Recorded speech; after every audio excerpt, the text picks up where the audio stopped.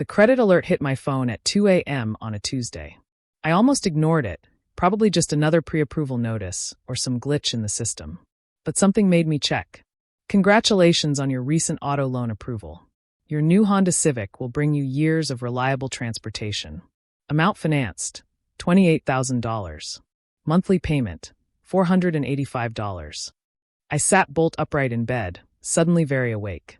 I didn't own a Honda Civic. I didn't even need a car.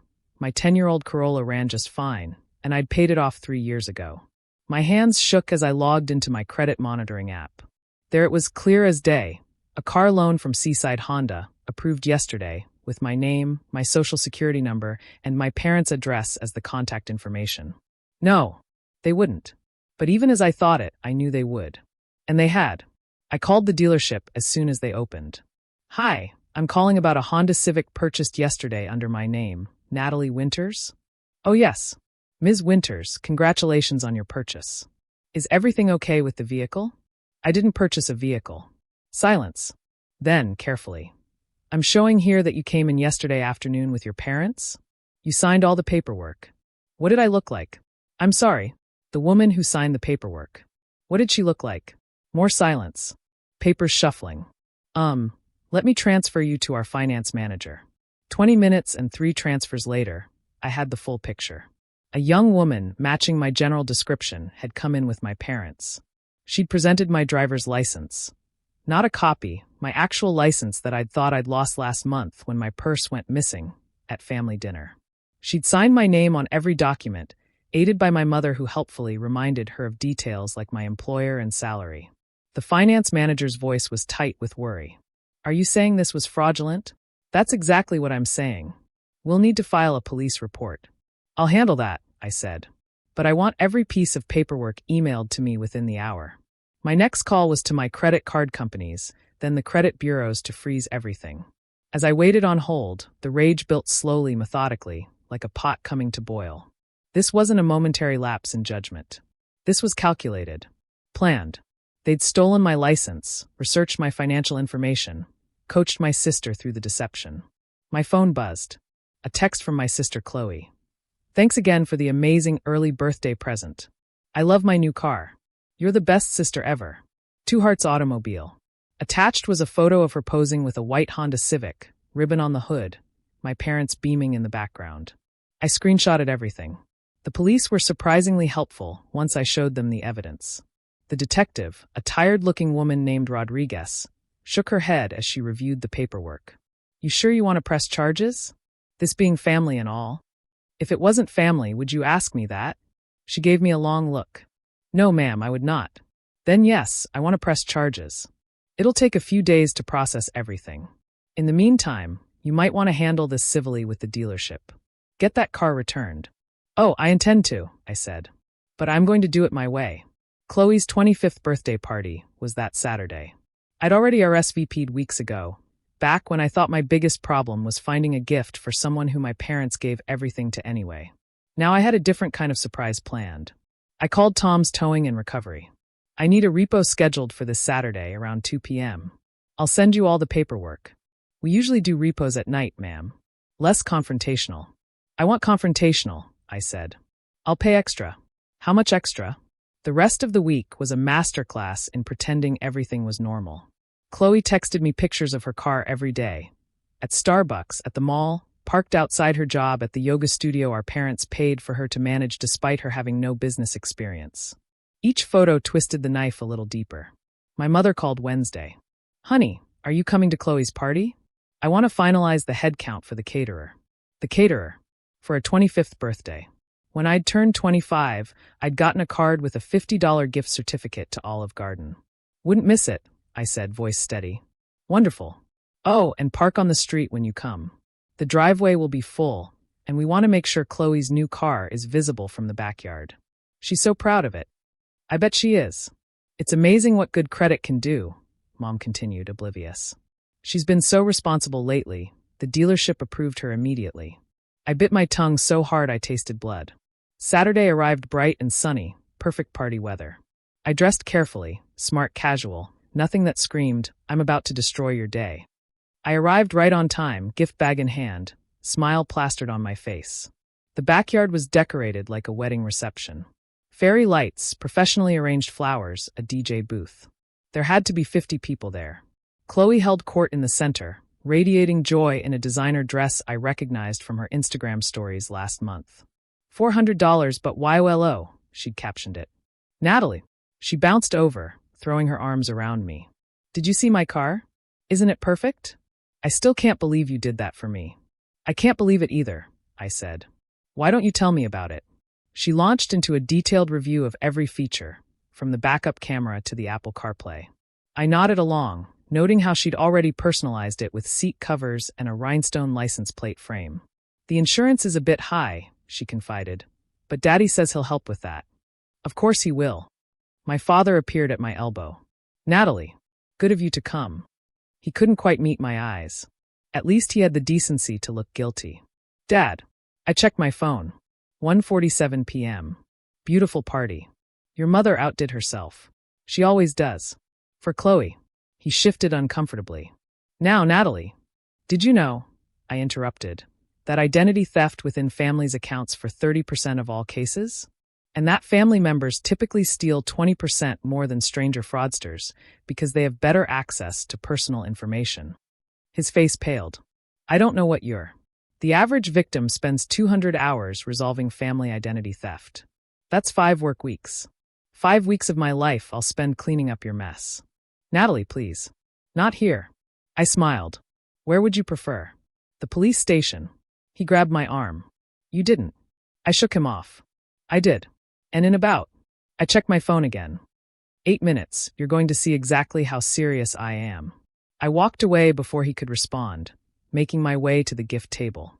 My present, a card with printed screenshots of the fraudulent loan documents, sat among the professionally wrapped boxes. I'd considered adding a bow but decided that might be too much. My mother found me by the punch bowl. Natalie, you look lovely. Though I do wish you'd worn something more festive. This is a celebration. Oh, I'm celebrating, I assured her. Hey Mom, quick question. When you helped Chloe forge my signature at the dealership, did you practice beforehand, or just wing it? The ladle slipped from her hand, punch splattering across the white tablecloth. I don't. The finance manager remembered you. Said you were very helpful. Knew exactly what to write for my employment information, my salary, even my previous addresses. I pulled out my phone, showing her the emailed security footage the dealership had reluctantly provided. You can see here where you're pointing to the signature line. Natalie, we were just trying to help your sister. By committing fraud. By stealing from me. By ruining my credit. We were going to pay it back. When? How? Chloe doesn't even have a real job. She teaches yoga. At a studio you pay for her to play manager at. You're being dramatic. It's just a car loan. You can afford it. That's not the point. Several heads turned our way. I lowered my voice. You stole my identity. You committed a federal crime. You taught Chloe that theft is okay as long as it's from family. Family helps family, she hissed. You've always been selfish with your money. Lord knows you have enough. Because I work for it. Because I save. Because I don't spend $20,000 on birthday parties for adult children. Your sister deserves nice things. Then buy them yourself. Or better yet, let her earn them. You've always been jealous of Chloe. No, Mom. I've always been tired of subsidizing her. A commotion at the side gate made us both turn. My phone buzzed. 2 p.m. exactly. What's happening? Mom's voice pitched higher. Did someone call the police? No, I said, watching Tom from Tom's towing swagger through the gate, clipboard in hand. I called a tow truck.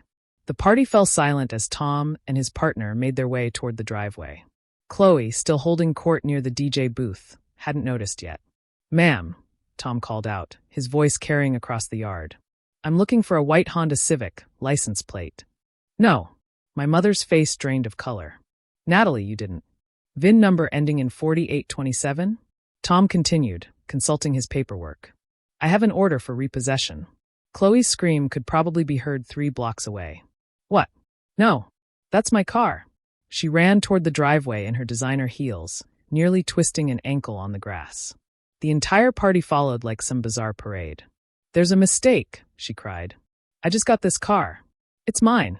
Tom looked supremely unbothered. Are you Natalie Winters? No, I'm Chloe. Natalie's my sister. Well, according to these documents, the car is registered to Natalie Winters, who has reported it as fraudulently obtained. I have authorization for immediate repossession. Natalie. Chloe spun around, mascara already running. Tell them you gave me this car. I stepped forward, keeping my voice calm. I didn't give you anything, Chloe. You stole it. Or rather, Mom and Dad helped you steal it. It's not stealing. You're my sister. Which makes it worse, actually. According to my lawyer. Your lawyer? Dad's voice cracked. I pulled out the police report. Detective Rodriguez. She'll be in touch Monday. The dealership is pressing charges too, by the way. Turns out they take fraud pretty seriously. Tom was already hooking up the car. Chloe tried to block him, but his partner gently moved her aside. My stuff is in there, she wailed. You can contact the impound lot, Tom said. Though technically, anything bought with fraudulent funds. This is insane. My mother turned on me. How could you do this to your sister? At her birthday party. How could you steal my identity? I countered. How could you teach her that she's entitled to anything she wants, including my credit score? We're family. Exactly. Which is why this hurts so much. The car was loaded now. Tom handed me the paperwork to sign, which I did with a flourish. The entire party watched in stunned silence as the truck pulled away with Chloe's, my car. You ruined everything. Chloe sobbed. This was supposed to be my perfect day. You ruined it yourself when you agreed to commit fraud, I said. When you let them convince you that you deserved something that wasn't yours. I hate you. That's fine. But you're going to hate having a criminal record more. My father stepped forward. Surely we can work this out. We'll pay for the car. With what money? The retirement fund you already drained helping Chloe find herself for 5 years? The equity in your house you borrowed against for her yoga studio. He flinched. I'd done my homework. Here's what's going to happen, I continued. The car goes back to the dealership. You're going to pay whatever fees they demand. You're going to cooperate fully with the police investigation. And you're going to get Chloe into therapy to figure out why she thinks she's entitled to everything I work for. Or, Mom's chin lifted defiantly. Or I proceed with the full criminal case. Identity theft, fraud, conspiracy. Did you know conspiracy charges can add 5 years? Each. You wouldn't. I have the paper trail. Every text where Chloe thanked me for my gift. The security footage. My stolen license. Your signatures on the documents as witnesses. I pulled out my phone, showing them the folder I'd compiled. My lawyer says it's a slam dunk. The party guests were starting to drift away, the celebration thoroughly destroyed. The DJ was packing up. The caterers looked unsure whether to continue serving food. Chloe had collapsed into a chair, still sobbing. Mom rushed to comfort her, shooting me poisonous looks. Dad lingered. This didn't have to happen this way. You're right, I agreed. It didn't have to happen at all. You could have taught her to stand on her own feet. You could have said no. You could have not committed a felony. She's your sister. And I'm your daughter. When did that stop mattering? He had no answer. I left them there in their ruined party, among the fairy lights and wilting flowers. As I walked to my car, my legally obtained, fully paid-off car, my phone buzzed with a text from an unknown number. This is Amanda from the party. I don't know you, but that was the most badass thing I've ever seen. My family pulls the same shit. Good for you. Then another. This is your cousin Eric. About time someone stood up to them. Call me if you need a witness. And another. This is Detective Rodriguez. Just saw the repo go through. See you Monday to finalize the report. By the time I got home, I had 17 messages of support, 3 offers to testify, and 1 very long voicemail from a lawyer friend offering to take the case pro bono. I poured myself a glass of wine and sat on my couch, the one I'd bought with my own money, in my apartment I paid for myself, surrounded by things I'd earned. My phone rang. Mom. I let it go to voicemail. You've destroyed this family, her message said. I hope you're happy. I took a sip of wine and considered. Was I happy? No. But I was free. Free from the expectation that I'd always be the responsible one, the one who fixed things, the one who paid. My credit alerts were already showing the inquiry for the loan removal. By Monday, it would be like it never happened. Except it had, and we all knew it. Chloe would probably never speak to me again. My parents would ice me out until they needed something. The extended family would gossip for months. But for the first time in my life, I didn't care. I raised my glass to the empty room. Happy birthday, Chloe. Hope you enjoyed your gift. Because the gift wasn't the car, or the repo, or even the police report. It was the lesson that actions have consequences. That family isn't a free pass for fraud. That being the responsible daughter doesn't mean being the family doormat. And if they couldn't see that, well, that was their loss. My loss was $50 for the tow truck's premium timing fee. Worth every penny.